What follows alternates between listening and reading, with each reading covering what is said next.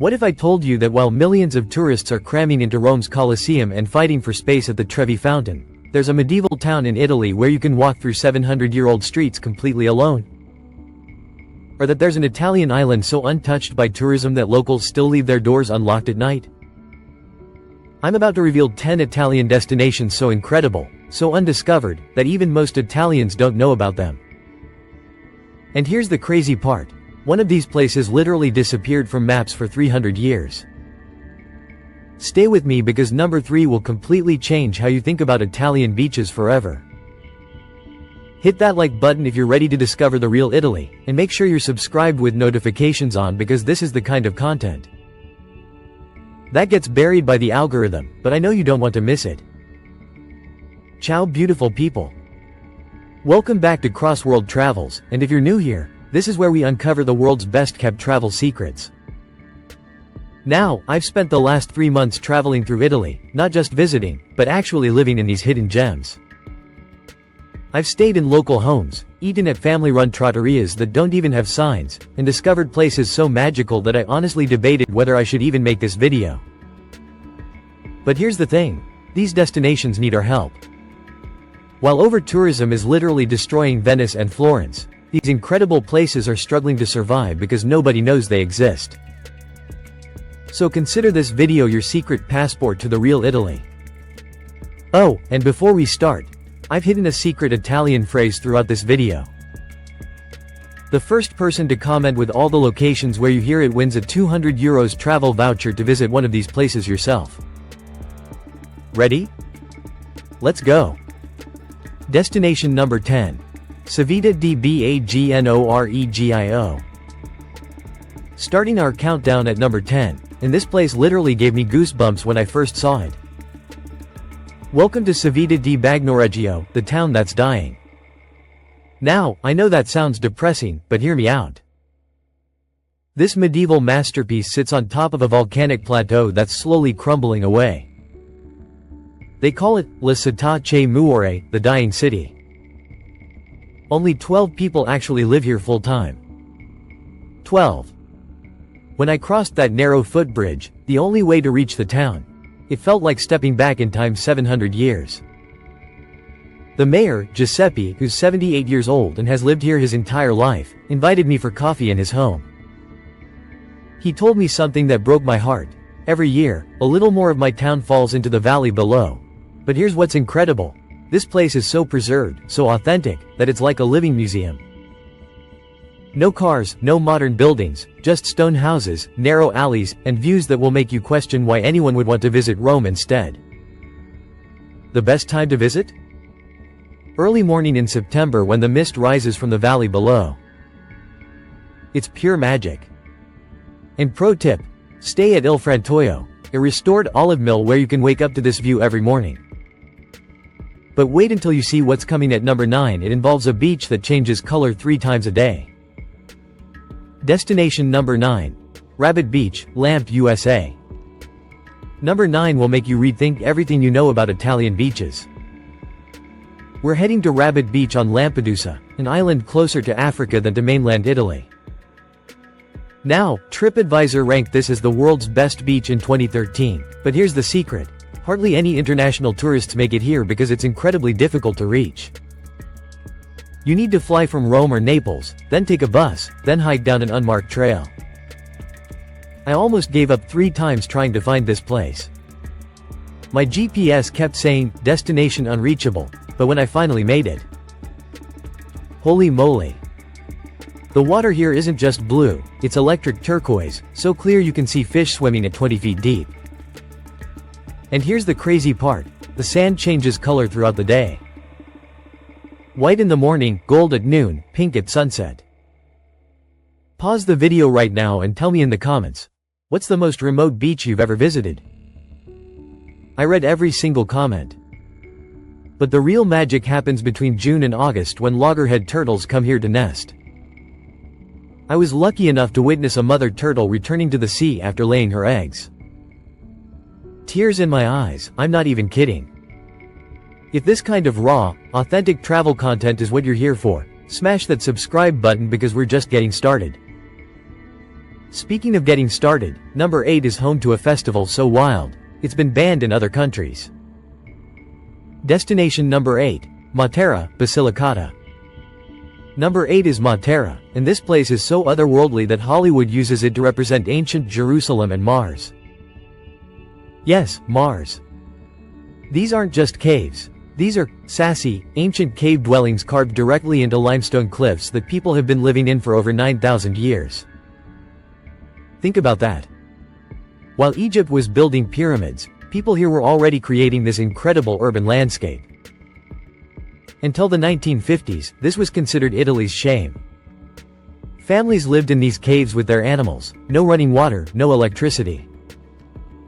The government forcibly relocated everyone, and Matera became a ghost town. But here's where it gets incredible. In the last 20 years, artists and entrepreneurs have transformed these ancient caves into luxury hotels, restaurants, and homes. I stayed at La Grotte della Civita, where my room was a 1,000-year-old cave with modern amenities. The contrast is mind-blowing. The festival I mentioned? La Festa della Madonna della Bruna, a celebration so intense, so passionate, that the entire town comes together to literally destroy a papier-mâché chariot with their bare hands. It's controlled chaos, and it's beautiful. Visit in spring or fall when the golden limestone glows at sunset. And eat at Osteria Malatesta. Ask for the table carved into the cave wall. But if you think living in caves is extreme, wait until you see what the people at number 7 do with their houses every single year.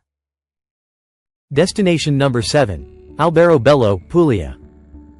Number 7 looks like something out of a fairy tale, but the story behind it is actually about tax evasion and rebellion. Welcome to Alberobello, home of the trolley houses. These aren't just cute cone-shaped houses, they're architectural masterpieces built without mortar so they could be quickly dismantled. Why? To avoid paying taxes to the Spanish rulers in the 15th century. Italian ingenuity at its finest. I stayed with Nonna Maria, an 84-year-old woman who was born in a trullo and has never lived anywhere else. She taught me to make orecchiette pasta by hand while telling me stories about her grandmother, who used to hide in these houses during World War II. What struck me most wasn't just the uniqueness of these buildings, it's how this community has preserved their way of life. In the evening, neighbors still gather in the streets, children play between the trolley, and time moves at a different pace. The symbols on top of each trullo aren't just decoration, they're ancient protective symbols that families have used for generations. Each one tells a story. Quick challenge for you. Screenshot your favorite trullo from this footage and post it to Instagram with #TrolleyMagic. I'll repost the most creative ones. But here's what most tourists miss. The surrounding countryside is covered in olive groves that are over 1,000 years old. Take a bike ride through them at sunrise, and you'll understand why Puglia is called Italy's hidden treasure.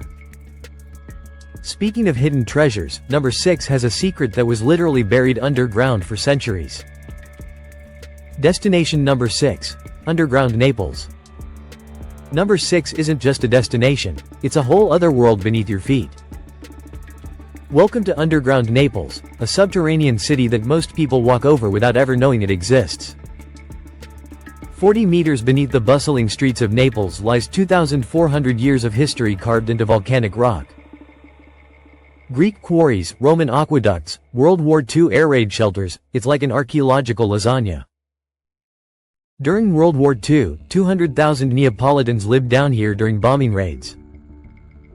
I met Salvatore, a 92-year-old man who spent 3 years of his childhood in these tunnels. He showed me graffiti his father carved in 1943. "We will survive," and they did. But here's what blew my mind. There are still families who use parts of these tunnels as wine cellars, storage rooms, and workshops.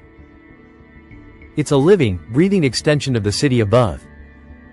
The temperature down here is constantly 16 degrees Celsius, 61 degrees Fahrenheit, making it the perfect escape from Naples' summer heat. And the acoustics are so perfect that they hold concerts in the ancient Greek theater carved into the rock. The best tour is with Napoli Sotterranea. Ask for Antonio as your guide. He knows every story, every secret, and he'll show you parts that aren't on the regular tour. But if you think going underground is adventurous, wait until you see where number 5 takes us. It involves risking your life for the perfect photo. Destination number 5. Vernazza, Cinque Terre. Number 5 is going to challenge everything you think you know about the Cinque Terre. Yes, I'm talking about Vernazza, but not the Instagram version everyone shows you. Here's the secret. Everyone visits Vernazza between 10 a.m. and 4 p.m. when the cruise ships dump thousands of tourists. But if you stay overnight, you get to experience the real magic. I woke up at 5:30 a.m. and walked to the harbor when the fishing boats were heading out. The village was completely empty, golden light was hitting the colorful houses, and I could hear nothing but waves and seagulls. It felt like I had the entire Cinque Terre to myself. Then I met Lorenzo, a fourth-generation fisherman who's been working these waters for 40 years. He told me something that changed my perspective. Tourism saved our village, but it's also killing our culture. The young people leave because they can't afford to live here anymore. This is the reality behind the Instagram photos. Real communities struggling with over-tourism. But here's where it gets adventurous. I hiked the Via dell'Amore at sunrise, which has been officially closed since 2012 due to rockfalls. Local hikers know secret passages, but I'm not encouraging anyone to break the rules. Wink, tell me in the comments, would you rather visit a beautiful place that's crowded or an equally beautiful place that's completely unknown? Your answer might surprise you. Speaking of unknown places, number 4 is an island where the locals have their own language that linguists are racing to preserve. Destination number 4. San Pietro Island, Sardinia. Number 4 is an island so isolated, so unique, that the 6,000 people who live here speak a dialect that exists nowhere else on Earth. Welcome to San Pietro Island in Sardinia. The locals here are descendants of Ligurian coral fishermen who were enslaved in Tunisia for 250 years before being freed and relocated to this empty island in 1738. They brought their language, their traditions, and their incredible resilience. I was invited to participate in the Garotono Festival, a celebration of bluefin tuna fishing that's been happening for over 1,000 years. The fishing technique they use, called matanza, is so ancient and complex that UNESCO is considering it for protection. What moved me most was sitting with the elderly fishermen as they sang traditional work songs in their unique dialect. These songs won't exist in 20 years because young people are leaving for mainland Italy. But here's the secret within the secret. There are World War II bunkers hidden in the cliffs that have been converted into wine cellars. The constant temperature and humidity create perfect aging conditions.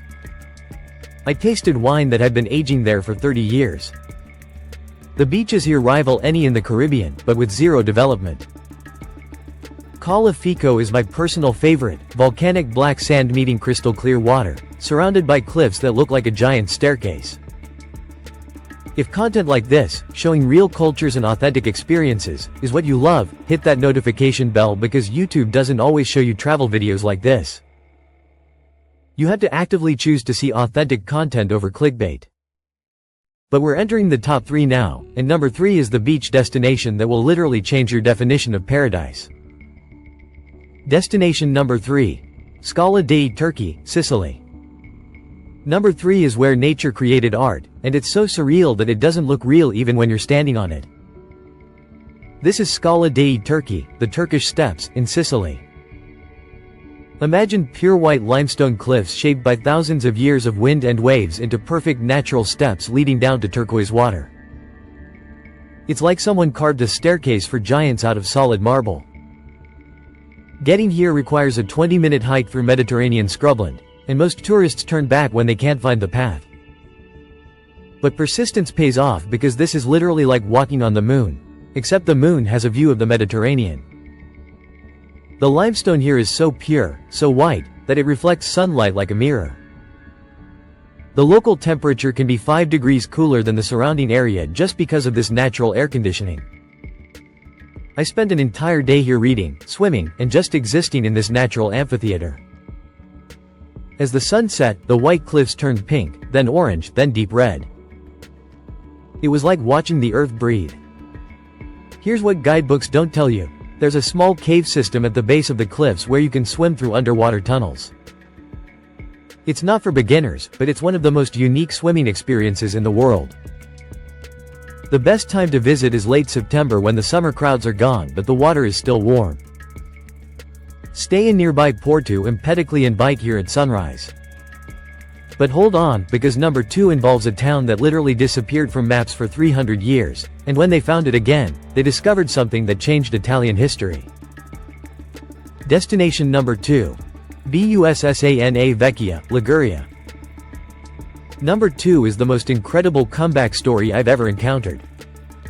This is Bussana Vecchia, the town that died and came back to life as an international artist colony. In 1887, an earthquake completely destroyed this medieval town, killing hundreds of people. The survivors fled, and Bussana Vecchia was abandoned for 80 years. Completely empty. Forgotten. But in the 1960s, something magical happened.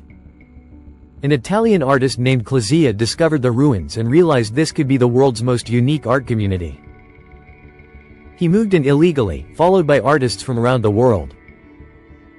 Today, 30 international artists live in the ruins year-round, creating art in houses without roofs, studios in former churches, and galleries in buildings that are slowly being reclaimed by nature. I met Sarah, a sculptor from New York who's been living here for 15 years in a house that's technically condemned. She told me, "I've never felt more creative, more alive, than living in these ruins. Death and beauty coexist here in a way that's impossible to replicate." Here's the crazy part. None of the artists legally own their homes. The Italian government has been trying to evict them for decades, but they keep fighting because this community has become something unprecedented in art history. You can visit studios, buy original artwork directly from artists, and even stay overnight if you connect with the right people. It's not tourism, it's cultural immersion. But number 1. Number 1 is going to blow your mind because it involves an island that's technically not even Italian, but it's the most Italian place I've ever been. Destination number 1. Lampedusa Island. Number 1 is so remote, so untouched, that visiting it feels like discovering a new planet. Welcome to Lampedusa Island, the southernmost point of Italy that most Italians don't even know exists. This is a tiny volcanic rock in the middle of the Mediterranean, closer to Tunisia than to Sicily. Only scientists and lighthouse keepers are officially allowed here, but I found a local fisherman willing to take me on an unofficial research expedition. The 2-hour boat ride through open ocean was terrifying and exhilarating. No other land in sight, just endless blue water and the growing silhouette of this mysterious island. When we arrived, I understood why this place is restricted. The waters around Lampedusa are home to some of the largest grouper fish in the Mediterranean, some over 200 pounds. The marine ecosystem here is pristine, untouched, like stepping back in time before industrial fishing.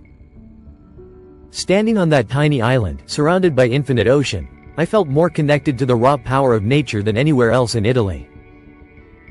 This is what the Mediterranean looked like 1,000 years ago. If this journey through hidden Italy inspired you to seek authentic experiences over tourist traps, I need you to do 3 things. Like this video, subscribe for more hidden gems, and most importantly, share this with someone who loves real travel. These places need respectful visitors, not mass tourism. Drop a comment telling me which destination surprised you most. I respond to every single one, and your input helps me decide where to explore next. Oh, and that secret Italian phrase challenge? The phrase was, tesoro nascosto, hidden treasure. If you caught all 7 instances, you're officially ready for your own Italian adventure. Arrivederci, fellow travelers. Until our next adventure.